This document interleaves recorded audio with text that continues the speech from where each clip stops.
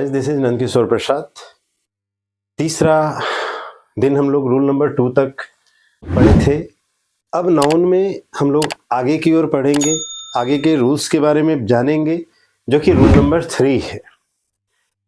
ये भी बहुत इंपॉर्टेंट है, आगे आने वाले सारे रूल्स बहुत इंपॉर्टेंट है फॉर द कॉम्पिटिटिव एग्जामिनेशन। तो हम लोग चलते हैं रूल नंबर 3 में। यहाँ कुछ वर्ड्स मैंने लिखा है जो कि बहुत ही इंपॉर्टेंट है और वो अक्सर एग्जाम में आता है। तो चिल्ड्रन ये बहुत ही फेमस वर्ड है।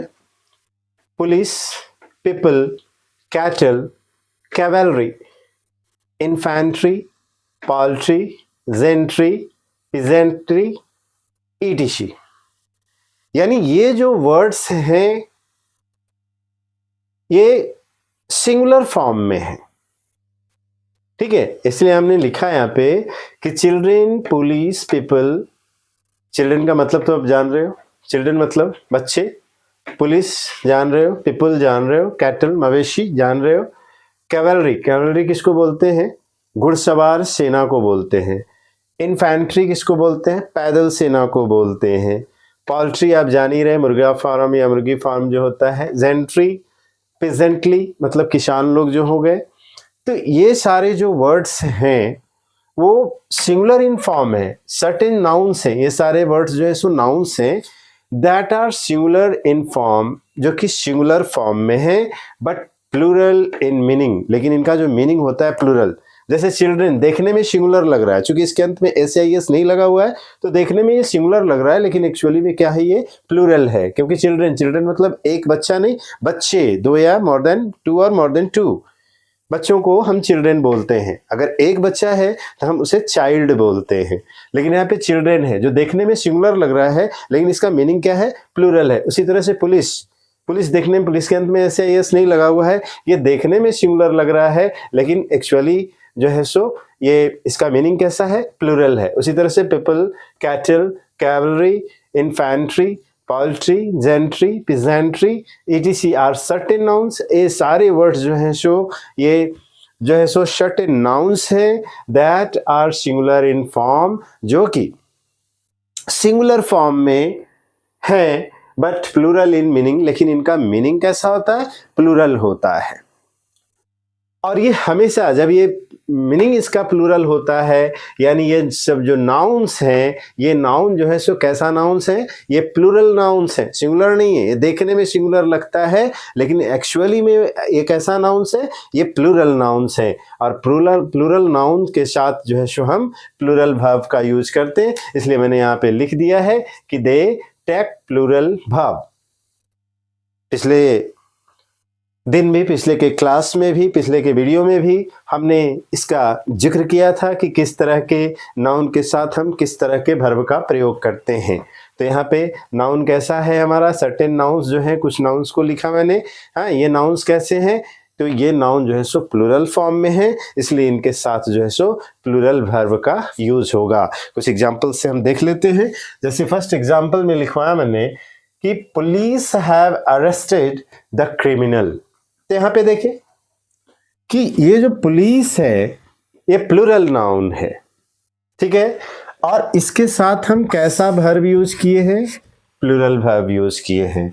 उसी तरह से पीपल है, और पीपल के साथ हम कैसा वर्ब यूज किए हैं? डिसलाइक, ये प्लूरल वर्ब यूज किए हैं। क्योंकि हम बतलाए थे कि जिस वर्ब में SIS लग जाता है वो वर्ब सिंगुलर हो जाता है, जबकि यहाँ देखने को मिल रहा है कि ये जो वर्ब है ये अपने मूल रूप में है, अपने ओरिजिनल फॉर्म में है।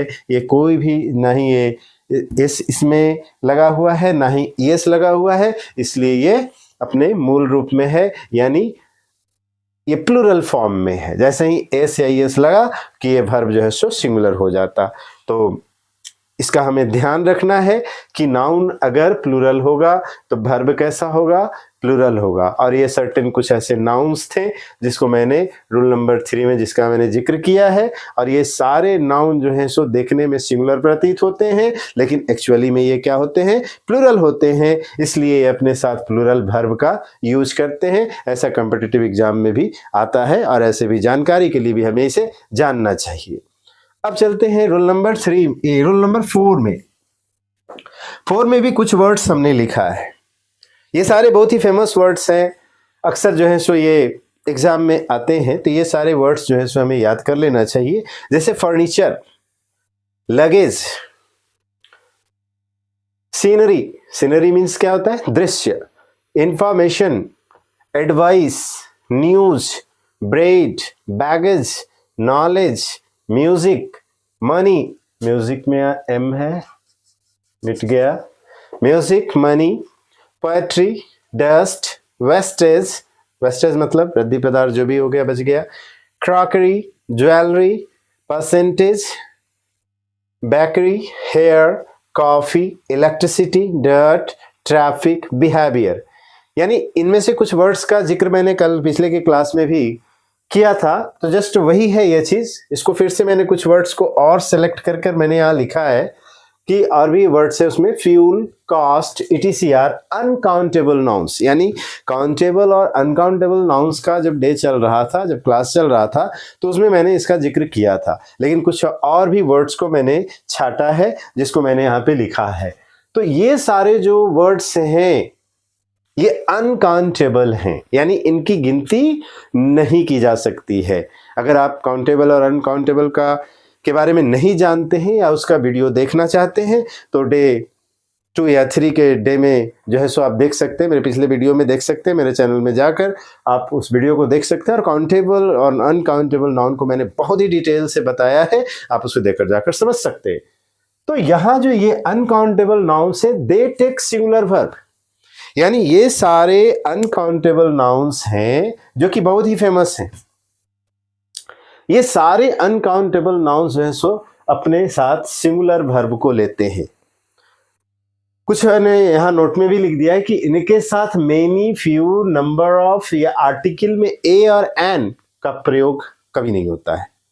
ठीक है, इन सारी चीजों का प्रयोग हम नहीं करते हैं। जैसे एग्जाम्पल में कि all the furniture is good, तो यहां फर्नीचर है, फर्नीचर को नहीं गिना जा सकता है क्योंकि ये मास क्वांटिटी में होता है, तो फर्नीचर को हम नहीं गिन सकते हैं, इसलिए अनकाउंटेबल नाउन है। और अनकाउंटेबल नाउन होने के कारण ये अपने साथ कैसा वर्ब लिया है? सिंगुलर वर्ब लिया है, इज। अगर ये फर्नीचर काउंटेबल होता तब फिर यहाँ पे ये आर लेता, लेकिन फर्नीचर जो है सो फर्नीचर को हम अनकाउंटेबल, इंग्लिश ग्रामर में फर्नीचर को अनकाउंटेबल माना गया है, तो इसलिए हम यहाँ फर्नीचर के साथ सिंगुलर वर्ब का यूज करेंगे। उसी तरह से न्यूज है, तो न्यूज देखने में लगता है कि प्लूरल है ना, और इसके साथ कुछ लोग आर भी यहाँ रहेगा कि द न्यूज आर गुड, तो लोगों को लगेगा कि सही है, न्यूज में एस लगा हुआ है तो ये प्लूरल होगा तो आर लगा है, लेकिन एक्चुअली में ऐसा नहीं है। ये न्यूज जो है सो क्या है? अनकाउंटेबल नाउन है, इसलिए इसके साथ भी जो है सो हम सिंगुलर वर्ब का यूज किए। उसी तरह से scenery of Kashmir is very beautiful, तो यहाँ पे जो दृश्य की बात हो रही है, कहाँ के दृश्य? तो कश्मीर के दृश्य की बात हो रही है कि द सीनरी ऑफ कश्मीर, यानी कश्मीर का जो दृश्य है इज वेरी ब्यूटीफुल, बहुत ही सुंदर है। तो यहाँ पे भी हम देख रहे हैं कि सीनरी जो है सो, सीनरी को भी गिना नहीं जा सकता, ये भी काउंटेबल नाउन नहीं है, तो सीनरी जो है सो अनकाउंटेबल नाउन है, इसलिए इसके साथ हम कैसा वर्ब यूज किए हैं? सिंगुलर वर्ब यूज किए हैं, इज का यूज किए हैं। उसी तरह अगर इंफॉर्मेशन को ले ले तो इंफॉर्मेशन के साथ भी जो है सो हम यहाँ पे सिंगुलर वर्ब यूज किए हैं, ये भी जो है सो हमारा सिंगुलर वर्ब है, क्योंकि इंफॉर्मेशन भी अनकाउंटेबल नाउन है। आगे बात समझ में। अब रूल नंबर 5 में चलते हैं कि बहुत ही फेमस है, ये भी है, अक्सर हमें मिलता है ये चीज, हाइफन। ये हाइफन होता है ना, हाइफन, 2 वर्ड रहते हैं और 2 वर्ड के बीच में हाइफन रहता है, ठीक है, तो ऐसे वर्ड्स को हम हाइफेनेटेड, ठीक है, हम यहाँ लिखे hyphenated noun does not have plural form, यानी हाइफेनेटेड नाउन जो होता है वो प्लूरल फॉर्म में नहीं होता है। जैसे यहाँ पे एग्जाम्पल लिखे हैं कि माई फादर गेव मी 200 रुपी, ठीक है, तो यहाँ पे देख रहे हैं कि 100 और रुपी के बीच में हाइफन है, तो 100 और रुपी के बीच में जो है सो हाइफन है, यानी यहाँ पे हम रुपीज नहीं लिख सकते, इसको जो है हम यहाँ पे